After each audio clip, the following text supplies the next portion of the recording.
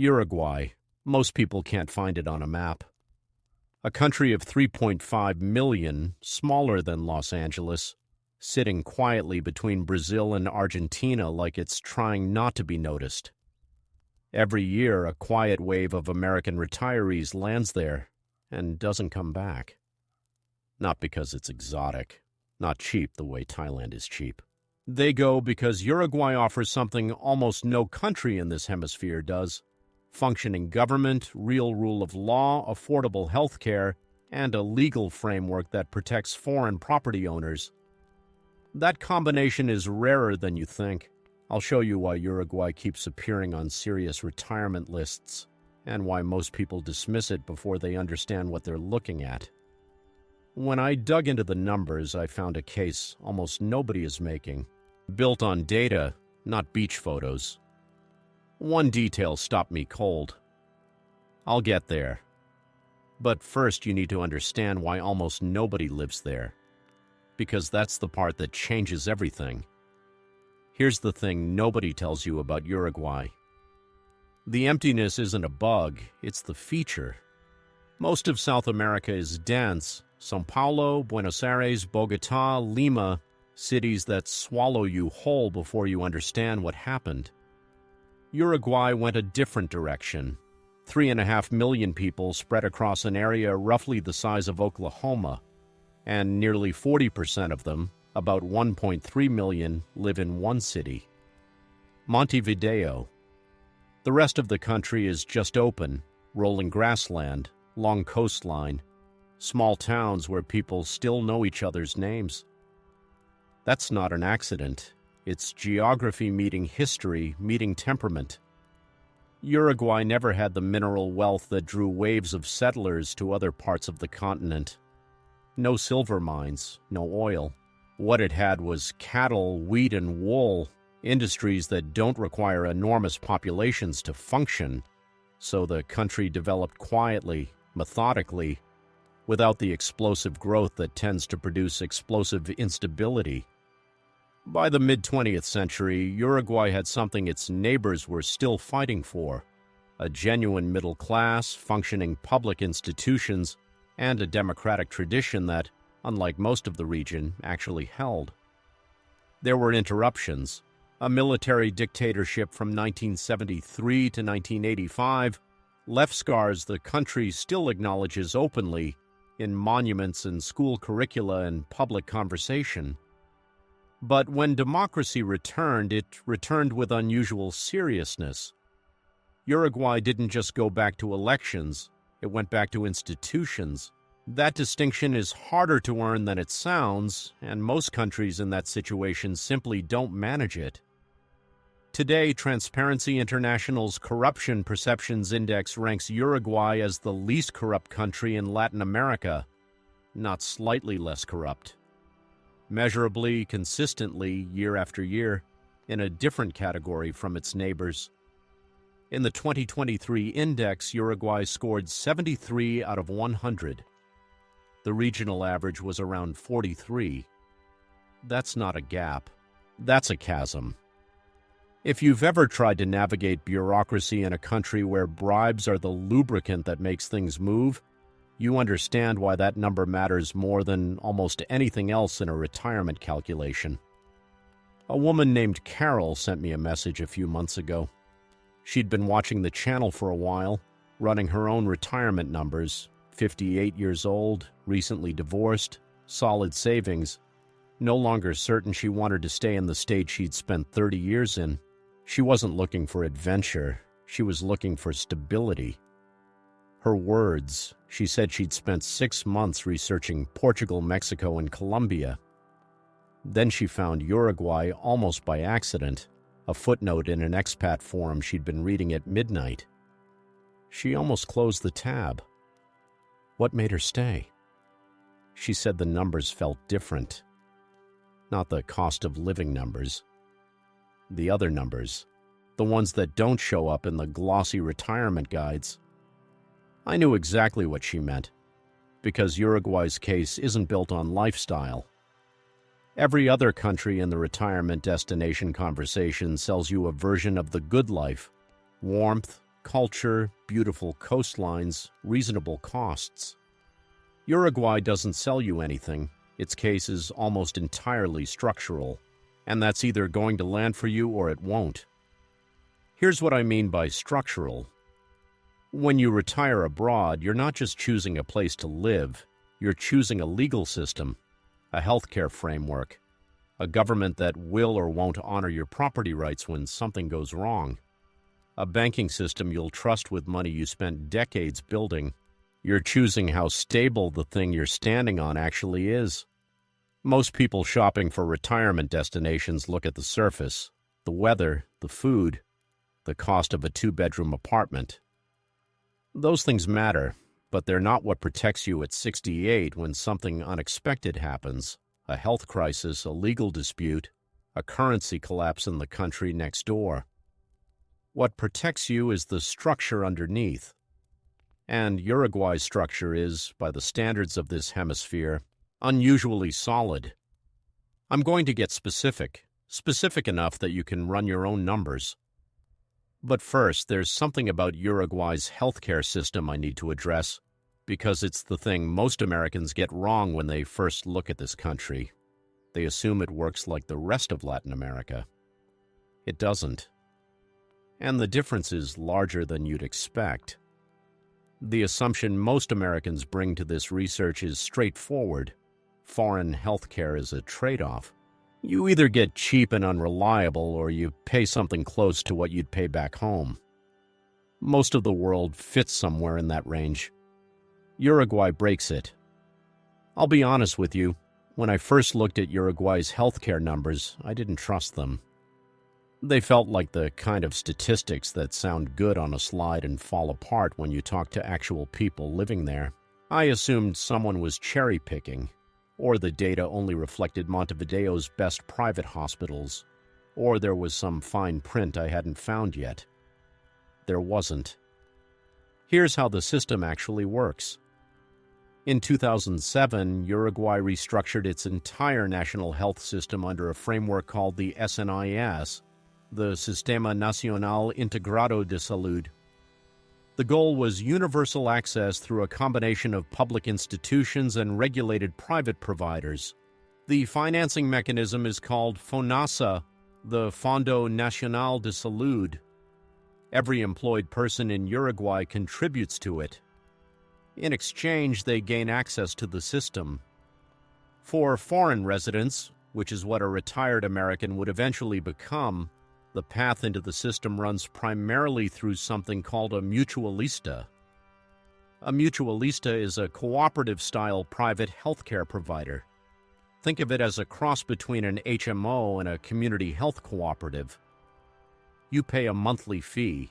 In exchange, you get access to doctors, specialists, diagnostics, hospitalization, and surgery through that network. The fees are regulated by the government, which keeps them from drifting into what Americans would recognize as normal insurance pricing. As of 2024, a retiree in Montevideo can access a solid mutualista for somewhere between $80 and $150 per month. Not a stripped-down emergency-only plan. Comprehensive coverage, specialist access, dental available as an add-on. Take a moment with that number. A 62-year-old American who retires before Medicare eligibility faces average marketplace premiums of over $800 per month, and that's before deductibles and out-of-pocket costs that can reach $8,000 per year or more. For many late-start planners, that gap alone, the healthcare gap between 62 and 65, is what makes early retirement feel mathematically impossible. Not theoretically difficult. Actually impossible when you run the real numbers against a real budget. Uruguay doesn't eliminate that problem, but it compresses it dramatically. That said, and this is the part I want to be precise about, the mutualista system works best for people who are generally healthy and living in or near Montevideo, where network density is highest. If you have serious pre-existing conditions requiring specialized ongoing treatment, the calculus gets more complicated. Quality of specialist care in smaller cities outside Montevideo varies significantly. That's a real limitation, and any honest account of Uruguay has to include it.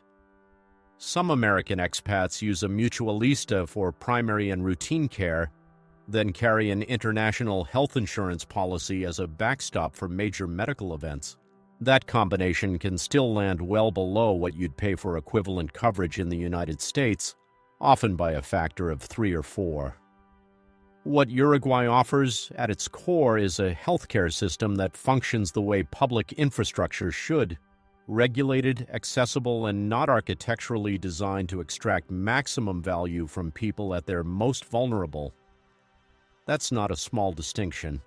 For someone who spent their working years watching American healthcare costs quietly eat into what they'd managed to save, it lands differently than any cost of living comparison chart does. But here's what I kept coming back to when I studied Uruguay's appeal for retirees. Healthcare was only the beginning. There's a layer underneath that conversation, one that almost never comes up in the retirement abroad content I've seen, that changes the risk profile of Uruguay entirely. It has to do with how the country treats foreign property owners, with a legal principle most Americans assume doesn't exist in Latin America. They're wrong. Carol found it, eventually. It took her another week of reading. And when she did, she sent me a third message. 3 sentences. No questions. Just, I think I've been looking at the wrong countries for 6 months. I understood exactly what she meant, because the property rights question in Uruguay isn't just reassuring. It's the piece that makes everything else add up. And it starts with something most people don't know is even possible. Most countries in Latin America have some version of a catch, a restriction that applies to foreigners but not citizens. A layer of bureaucracy that makes your stake in the place feel provisional, like a tenant who paid purchase price. Uruguay doesn't have that catch. Here is the legal reality, stated plainly. In Uruguay, a foreign national has identical property rights to a Uruguayan citizen. No restrictions on what you can buy, no caps on how much you can own, no requirement to partner with a local, no prohibition on coastal or agricultural land, no different process, no different tax treatment, no separate category of ownership that quietly leaves you exposed. You buy, you own. The title is yours. That sounds like it should be standard, like something every country would offer. It isn't. Mexico's constitution prohibits direct foreign ownership of property within 50 kilometers of any coastline or 100 kilometers of any international border. To own beachfront property in Mexico as a foreigner, you hold it through a structure called a fideicomiso, a bank trust that grants the rights of ownership without transferring actual title. The trust must be renewed periodically. It can, under specific circumstances, be challenged or disrupted in ways that straightforward ownership cannot. In Colombia, foreign ownership is generally permitted, but capital controls and restrictions on repatriating proceeds from a property sale have historically created friction for people trying to move money out of the country after a transaction. Uruguay has none of that architecture. You can buy property as a non-resident, as a resident, or as a citizen.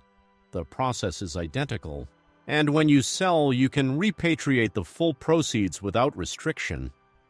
No capital controls on property transactions. No intermediary structure standing between you and your title. No fine print that surfaces 10 years after you signed. I want to be direct about something here, because I've seen too many channels present Uruguay as a low-cost paradise for everyone. It isn't. And I'd rather say that plainly than watch you build a retirement plan around an assumption that doesn't hold. Uruguay is the most expensive country in South America by most standard measures. A solid 2-bedroom apartment in a good Montevideo neighborhood, Pocitos, Punta Carretas, Carrasco, will run between $150,000 and $300,000 USD to purchase, or roughly $800 to $1,500 per month to rent. Groceries, restaurants, and consumer goods are priced closer to Southern Europe than to Mexico or Colombia. If your primary motivation for retiring abroad is to dramatically lower your monthly expenses, there are better options out there. Peru, Paraguay, parts of Colombia, parts of Southeast Asia. I'm not going to pretend otherwise. But cost isn't the only variable in a retirement calculation. Risk-adjusted cost is, when you factor in the legal security of property ownership, the stability of the banking system, the quality of healthcare relative to what it costs, and the absence of the kind of structural volatility that can quietly unwind a decade of careful planning in 18 months, Uruguay's numbers look different than they do in a simple monthly budget comparison. Carol understood this without me needing to frame it. She wasn't looking for the cheapest option. She was looking for certainty. She'd spent 30 years building something, and she didn't want to park it somewhere it could erode or disappear because of variables she couldn't see or control. That's a different calculation than most retirement abroad content is built to answer. Most of it is written for people optimizing for price. Carol was optimizing for durability. Uruguay was built for that second category.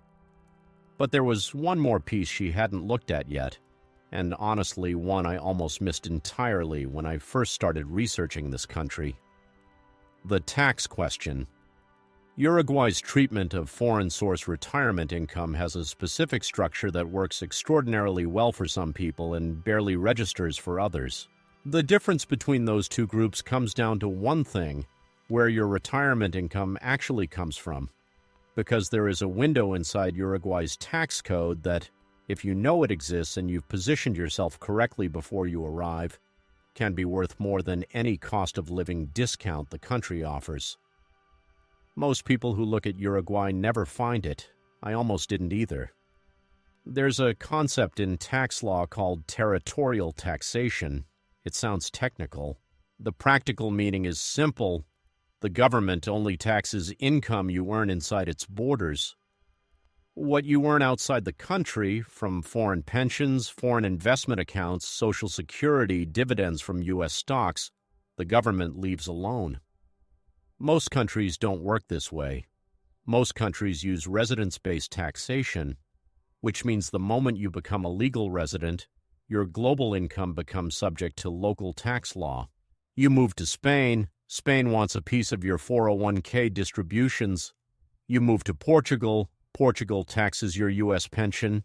You move to France, you already know how that sentence ends. Uruguay operates on a territorial system.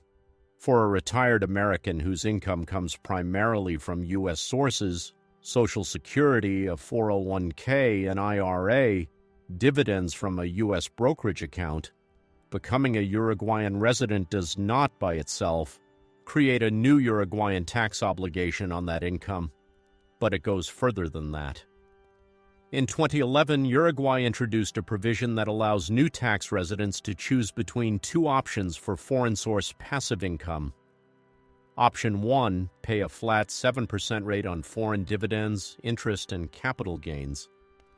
Option 2, pay nothing, 0, for the first 10 years of residency. 10 years. Let that land. A decade of Uruguayan tax residency, during which your U.S. Social Security check, your IRA distributions, your dividend income from a U.S. brokerage, none of it creates a Uruguayan tax liability. You remain fully obligated to the IRS, as all American citizens do regardless of where they live. That doesn't change, but Uruguay doesn't stack a second tax on top of it. For context, Uruguay's personal income tax, the IRPF, has a top marginal rate of 36%. On Uruguayan source income, that rate applies on a progressive scale. The 10-year exemption on foreign passive income isn't a loophole. It's a deliberate policy designed to attract foreign capital and new residents. Now, who does this actually matter for? If your retirement income is mostly Social Security and IRA distributions, this is significant. Those are foreign source passive income. Under the 10-year exemption, Uruguay doesn't touch them. If you plan to do local work in Uruguay, consulting, freelancing, running a business inside the country, that income is Uruguayan source and gets taxed normally. The exemption doesn't apply to it.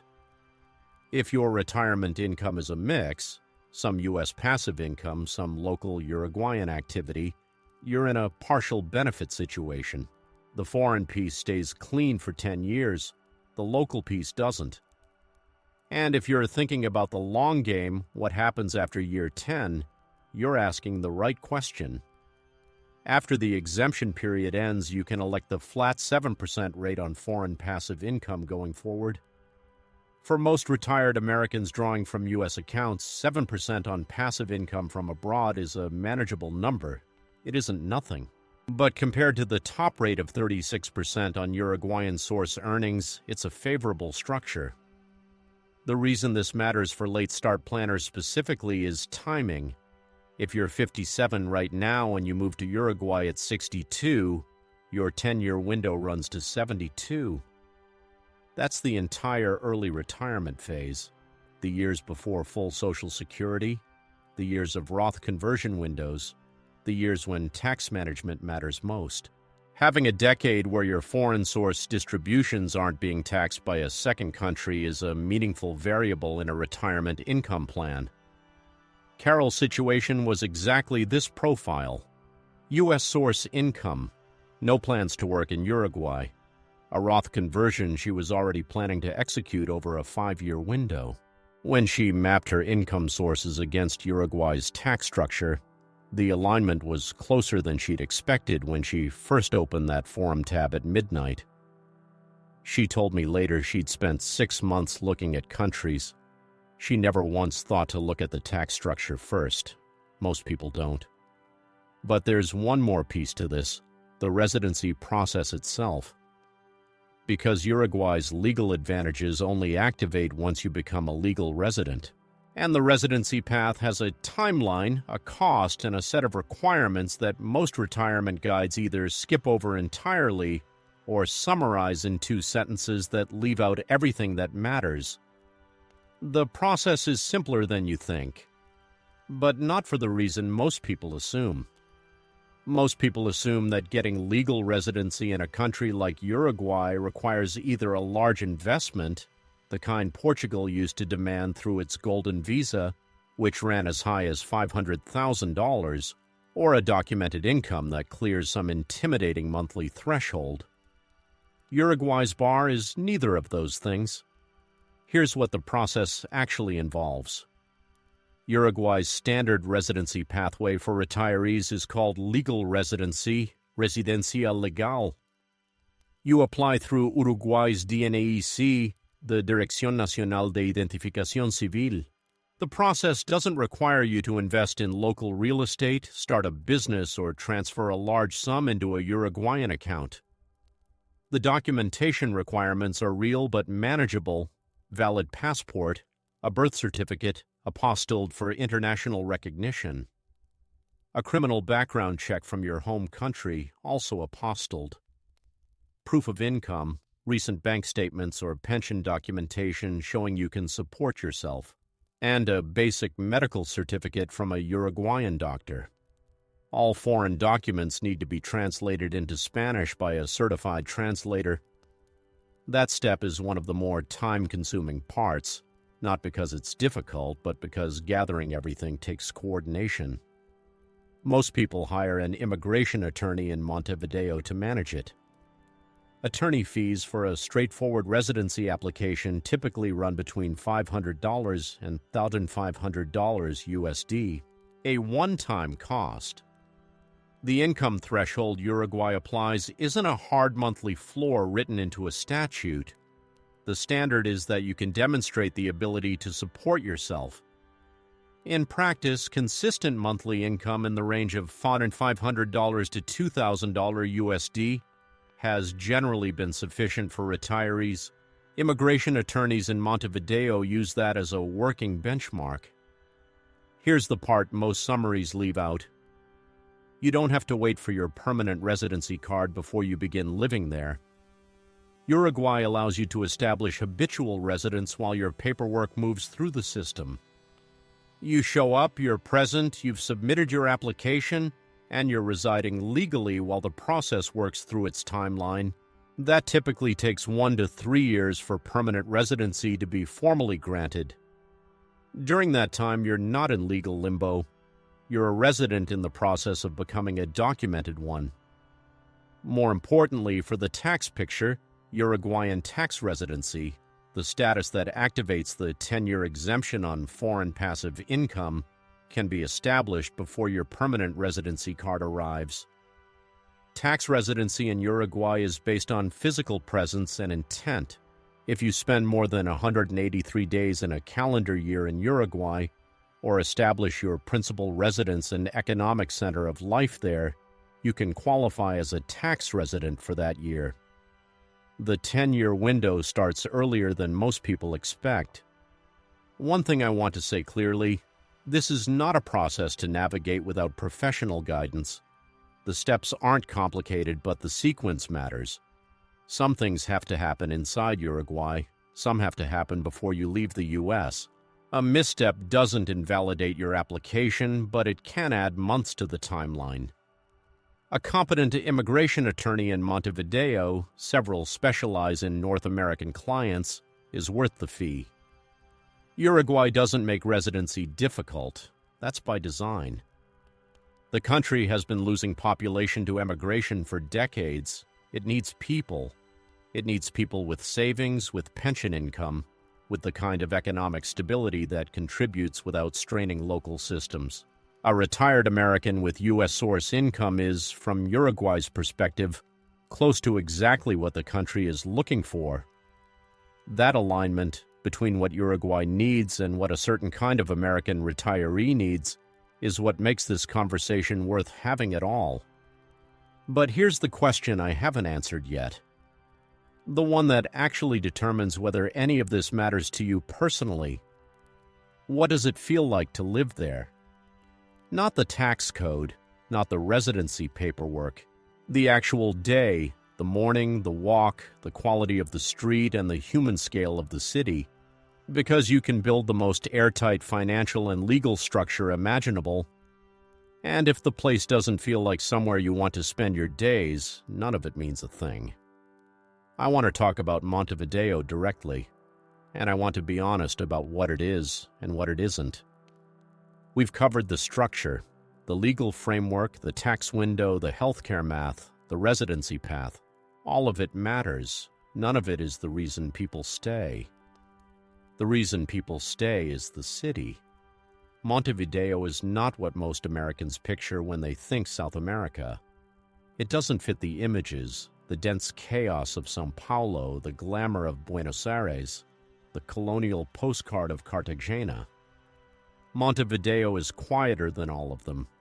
More European in its bones, the architecture reflects waves of Italian and Spanish immigrants who shaped it in the late 19th and early 20th centuries. Wide boulevards, tree-lined streets, a downtown that's slightly faded in the way cities without constant reinvestment sometimes fade, but with a dignity to it. Buildings built to last and have. The defining feature of daily life in Montevideo is the Rambla.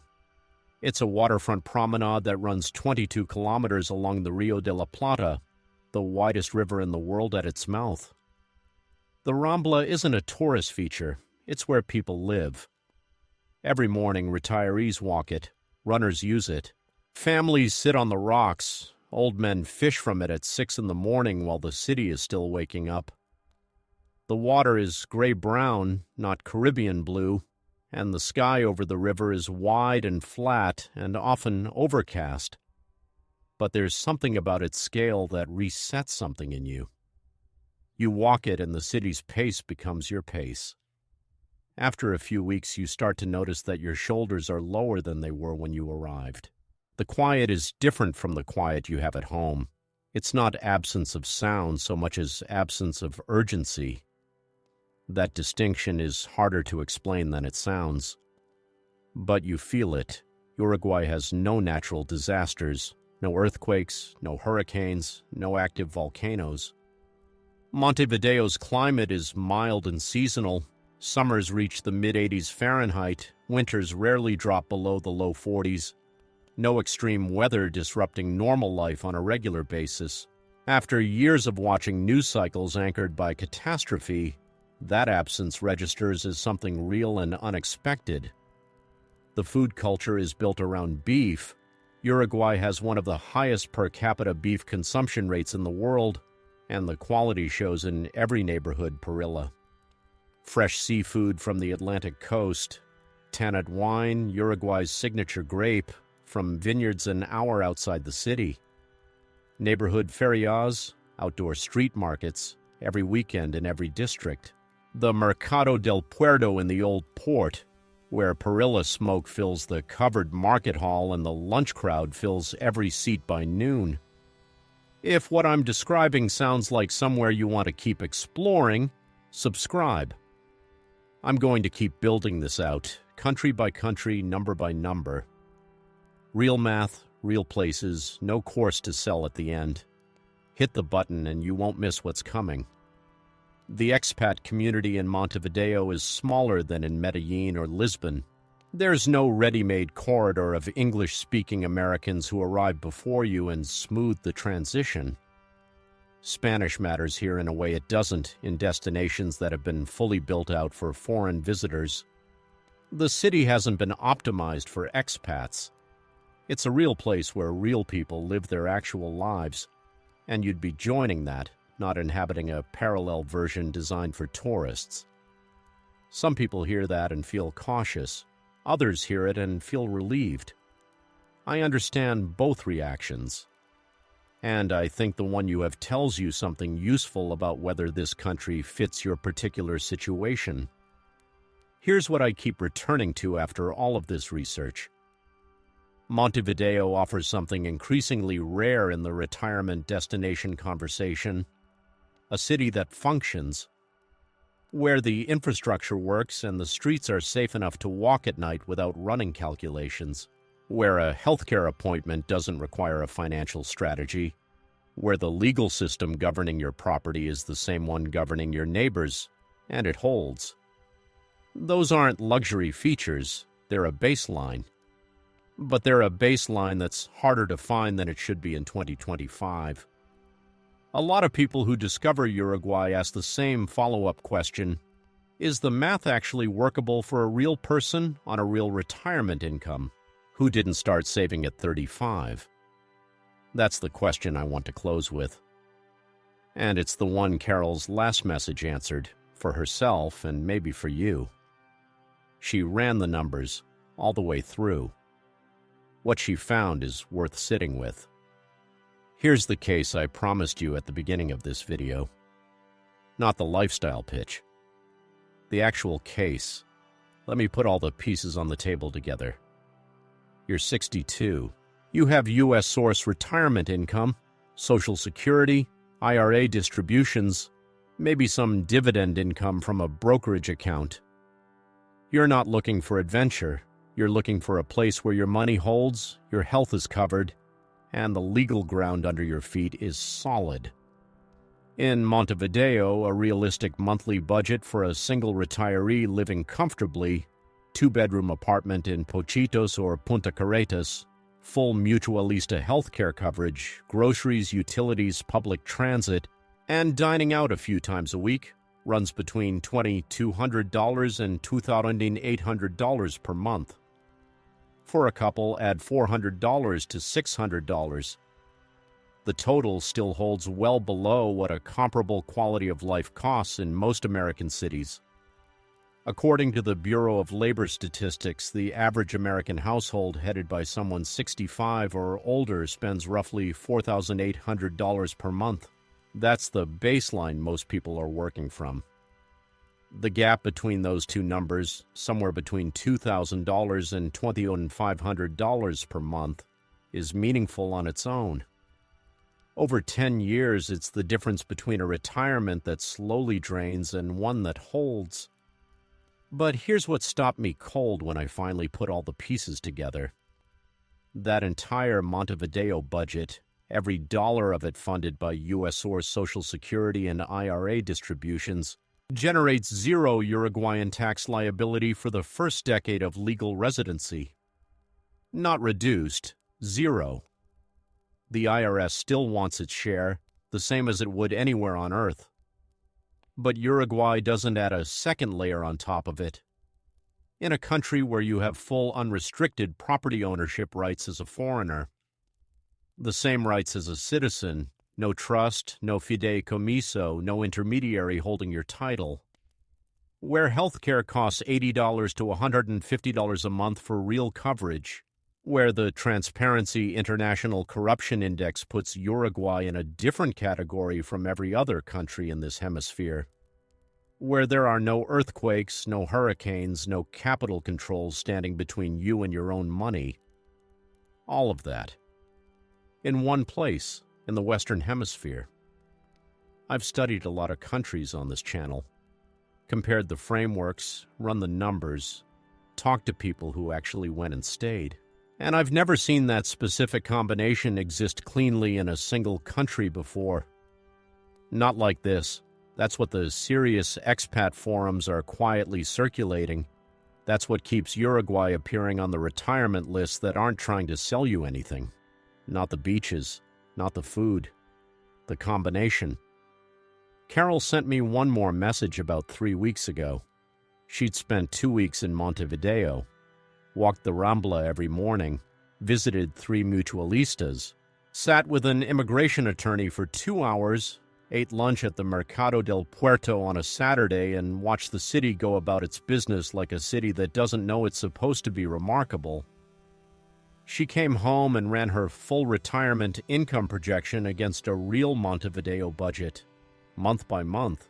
Healthcare, housing, Uruguayan taxes, which in her case on U.S. source income in the first decade came to zero, food, utilities, everything she could think of. She wrote me 4 words. The math is real. Not, I'm moving. Not a declaration or an announcement. Just 4 words. The first time in 6 months of searching that the number she needed and the number that was actually available were the same number.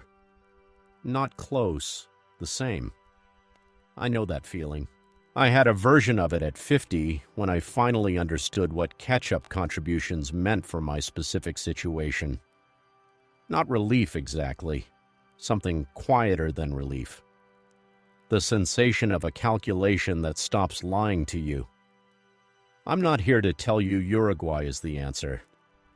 I don't know your situation. I don't know your health, your income sources, your Spanish, your tolerance for a place that hasn't been fully smooth for American arrival.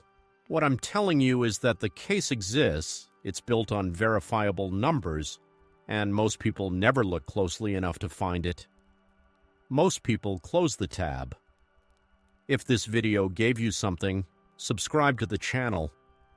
Share it with someone running the same midnight calculations you might have been running when you clicked play.